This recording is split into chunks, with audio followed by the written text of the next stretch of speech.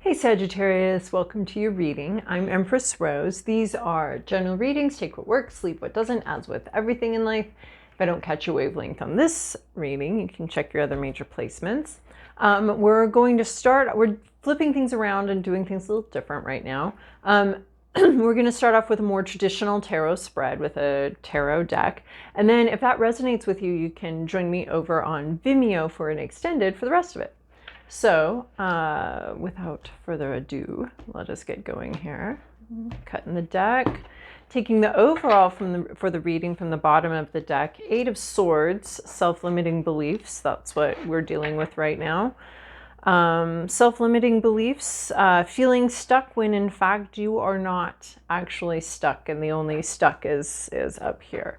It's quite a trick, and it's actually quite exhilarating and liberating to realize that the main place you've been stuck is up here, and that you have control and say over that, and you can change that. So we'll be in the extended, we'll be getting some mantras that we can help replace with the with this crappier mantra of I can't do it, it's never going to work, I don't have the abilities, I don't have this, I don't have that, this happened to me, so I can never be like this. Any of those, we're gonna work on replacing those mantras. But that's the overall theme. Past, present, inner landscape, what's at issue, your environment, to-do list, possible outcome. All right. Yeah. Yeah, I see this. Okay. So in your recent past, you have Queen of Cups. This is you or somebody you know. These are like trading cards, I feel like we've got the player here, the person, the statistics, what they do, what their strengths are. Queen of Cups, her position that she plays is interior exploration, interior universe. She works with best with emotions. She's working with her emotions, her feelings. She's sorting them out. We have her journaling here. So this is someone who's sort of on a private journey to understand their own feelings, their own emotions. They may share a little bit. They may be dealing with some shadow issues. They may sometimes be transparent about them. I don't feel that Cups is just love. I feel like this is a way that tarot talks about all of our emotions. So this is someone who's figuring out how they feel and understanding how they feel. I think we always want to deal with someone who has figured out how they feel and is very clear on that, because then they can bring their own personal clarity into whatever they're doing with us. So this is someone who has been on a quest to reach personal clarity. They may have a lot of clarity about what they feel. They may have shared some of what they feel with you, but this could be you sorting through your feelings. I love journaling it out. I think journaling is so a crucial life skill. And not like, I was so surprised to hear that people think that you have to journal like every day at the same time. And as a lifelong journaler with a lot of moving boxes full of journals, you don't have, just journal when you feel like it. I mean, when you do that, your journals tend to be like, everything sucks, because that's when you feel like journaling. So, you know, you just have to keep that in mind. But I think it's a crucial life skill. There's no right or wrong way to do it. Some people like to draw with their journaling. Some people, you know, it's not a diary. It's about how you feel and what you think. So someone's been doing that. Someone's been up to that. In the past, this could be a situation where in the past you figured out how you feel about something. You know how you feel about something. You've had to sort through some feelings, a lot of feelings, and you've been working with that. So in your current situation, we have the Magician. This is someone that's making something happen. Something's actually happening in your life. So a lot of the readings this week have been about like pausing, nothing's going on, you're worried about something that's not going to happen, you're hopeful for something that's not going to happen, like just a lot of pausing. But you have, dear Sagittarius, the Magician here, who's making moves. Things are coming together, able to make something happen, able to get the job that you want, the house that you want. You're making something happen in reality. You're making a dream come true. Maybe you got really clear on what you wanted, and now it's much easier for, you know, the universe to give us what we want when we're clear on what we want. Not to be confused with being demanding or anything like that. But it could be that somebody made some demands here and they're getting them satisfied. So the Magician, something's happening, something you've wanted, all the elements are coming together, you're supplying the energy to it. You have, like in Frankenstein, in creating his monster, assembled all the parts, and then there's this spark of life, this energy that brings it all together, and that's you. You've like assembled the parts, and you are sort of the lightning in your own life and bringing the energy and the fire to your own life.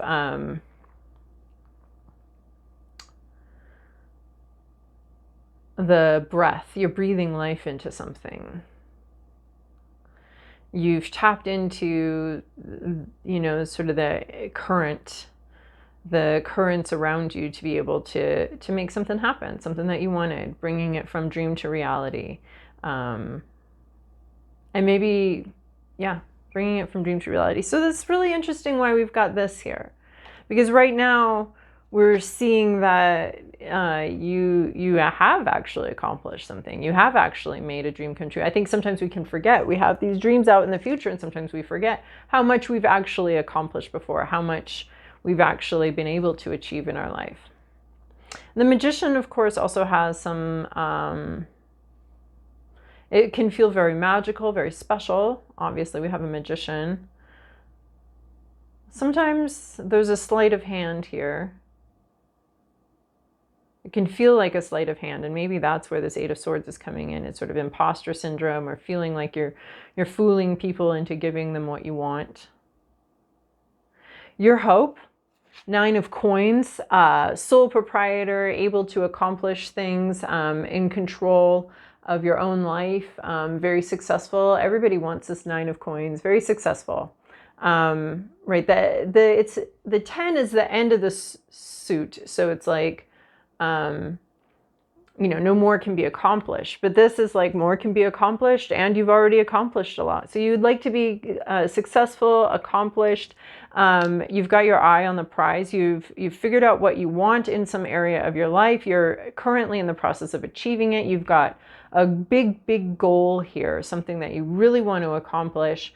Either you started a business, or you started your new job, and you'd actually eventually like to be the regional manager or something like that. There's something here where you've got your eye on a pretty big prize here, lots of success, and you're just getting started on making that happen.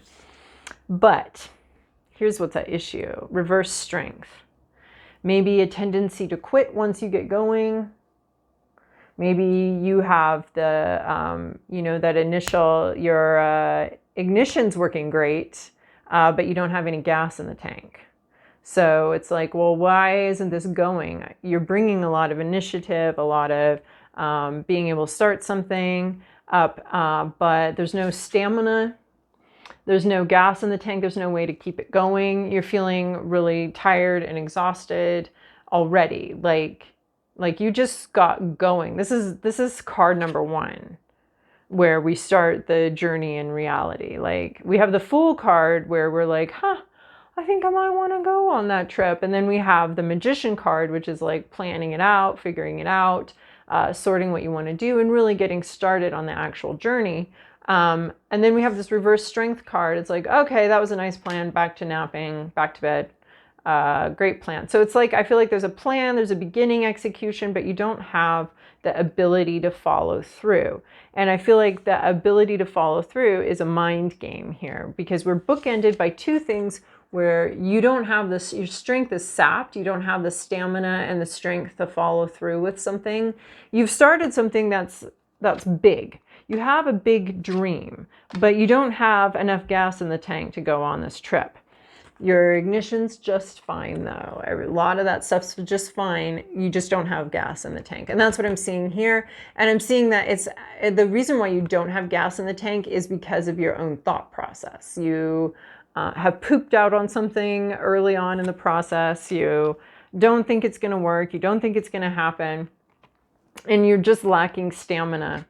Like a lot of initiative, but no stamina. In your environment, somebody's leaving something behind. So somebody's leaving something, somebody's moving on. This might leave an opening for you, but you're like, oh, I'll never get that. You know, like if it's a job, someone above you is leaving the position and you're like, well, I probably won't be in the running for that. You've like already taken yourself out, even though this is a dream you have and there's opportunity here, you may be taking yourself out of the running before you even get going. Before you even get going. It is just this metaphor of the ignition and no gas. Ignition works, no gas in the tank. So but somebody's leaving, somebody's moving on, moving away. It doesn't really matter where they're going to you or to this situation. It just matters that they're leaving. So somebody's moving on.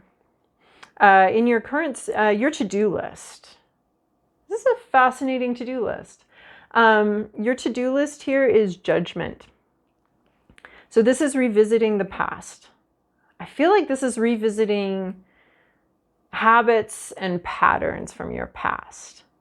The judgment card is about something being resurrected and being reassessed, being assessed. How did you do?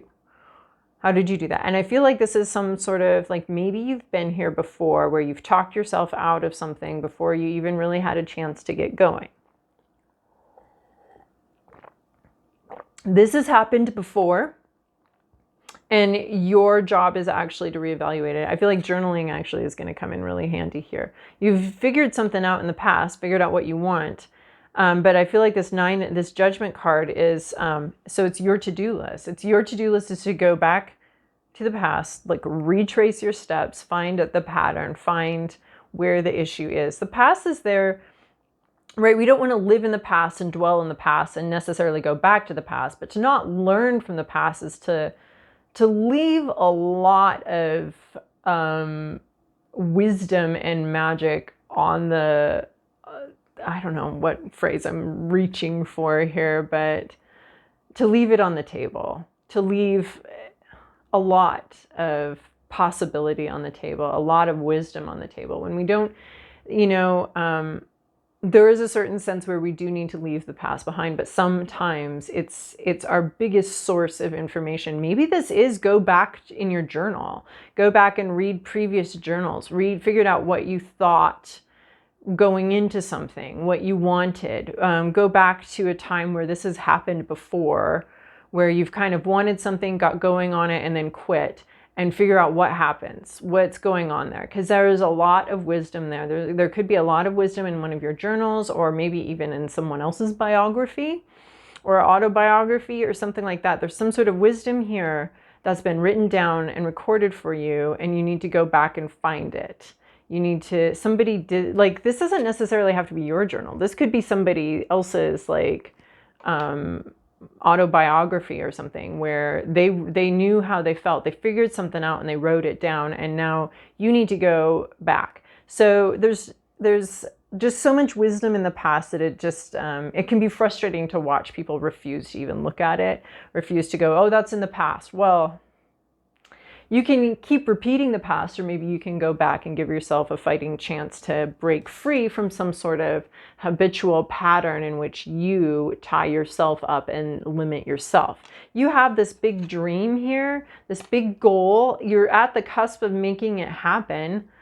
You've got to figure out how to free yourself. And that key, I feel like, is back here in this journal, in this book, in this biography, to help you understand how you can move forward, how you can change your mentality. Like, looking back at your journal, you're going to be able to see your mentality over and over again. This is why I recommend journaling, is because one of the greatest things about it is going back, to your teen years or your 20s. Okay, well, I made some really crucial decisions back then. What was my thinking around those decisions? It's been very informative for me personally and helped me grow. So use yourself to grow as well. And that's what journals can help us do, is use our own selves, our own history to grow, a chance to look back at our patterns, how we view something over and over again. So there's just something here about your past. I think you need to dredge up something from your past, and you need to go figure out what it's trying to tell you. There's a message back there waiting for you. I feel like it's a message in a bottle that you gave yourself a long time ago. And you need to, and it's important to go find that. If you didn't journal, talk to other people that knew you back then. You're going back to the past to resurrect something. That's your job, to figure out a different way to move forward, right? Judgment allows us an opportunity to look at what we did, look at how something has already unfolded, and develop our own judgment, right? Judgment it's one of those really interesting words where we can be very judgmental about something, but also there's such a thing as having good judgment, right? So there's just a sense of, you know, and that's what this is like learning how to have good judgment, using the resources you have. That's what this magician does. He uses the resources he has to create the reality he wants to create. So there's something here. There's some sort of resource that you have that you need to go back to figure out how to change the future, how to have a different outcome for yourself. And it has to do with self-limiting beliefs, and it has to do with something where quitting something or lack of stamina. Obviously, most of you know I'm a big fan of quitting. If I hadn't quit a lot of things in my life, I would still be sucking at gymnastics all these decades later, and hating every minute of it. So it's important to quit, but there's something here that you actually really want. You really want it. There's a difference between quitting something that you actually want and quitting something because you don't want it anymore. Big difference. So there's some sort of there's a mental trick here that you need to learn. Your possible outcome here, Wheel of Fortune. Luck is changing. And your mentality, I feel like, is going to be part of that change. Your luck can change in the future. It doesn't have to repeat, right? The Wheel of Fortune is a wheel. It's the mechanisms of life, and it's turning, it shifts. And sometimes we shift it through our own perspective, through our own mentality. We can turn a little thing, and there's all these gears in it. It makes a huge effect. I mean, that's the whole point of pulleys and gears and stuff in these little wheels, is that we can turn a little wheel and it then turns bigger wheels. So the little wheel is up here and we've got to turn that little wheel, and then it changes some bigger things. So, so your fortunes can change. Your fortunes can change, and that's why you need to go back and figure out what your pattern is. I'm actually going to pull one of these cards for a better mantra. How can Sagittarius... What's the mental trick, or what's a better mantra for Sagittarius? Okay, it wants to give you 200 better mantras. There's a lot of room for improvement here, apparently. Well, I'm sure most of you are working on this stuff. This is just calling your attention to something. You have a big dream, you want it to come true. You're going to have to pay attention to how you think around that dream. All right, what do we have? Vulture spirit, nothing is wasted. Okay, you haven't wasted your time, your past. This is reminding me of the entrepreneurial spirit. Most entrepreneurs, I forget what the exact statistic is, but they have like 10 failed businesses before they hit on a success. Not all of those businesses were learning experiences. So nothing is wasted, vulture spirit. So nothing's wasted. You have, and I also feel like you have, there's a lot of wisdom in your past experiences. You haven't lost time. You haven't lost anything, right? Even though I quit gymnastics, there were things I learned from gymnastics. Balance beams suck is the main thing I think I learned. But anyway, there's no wasted, there's something back there that's incredibly useful. I think that's just like, giving more clarity here. Nothing is wasted. There is something back there. And whatever you have tried and failed in the past, these are all meant to be learning experiences for the future. They don't have to be a waste of time. If we're learning from our mistakes, they're not mistakes, they're learning experiences. So, all right, Sagittarius, I hope that was helpful. And if that was helpful, you can join me over on the over on Vimeo for an extended. Otherwise, I'll see you guys in a while.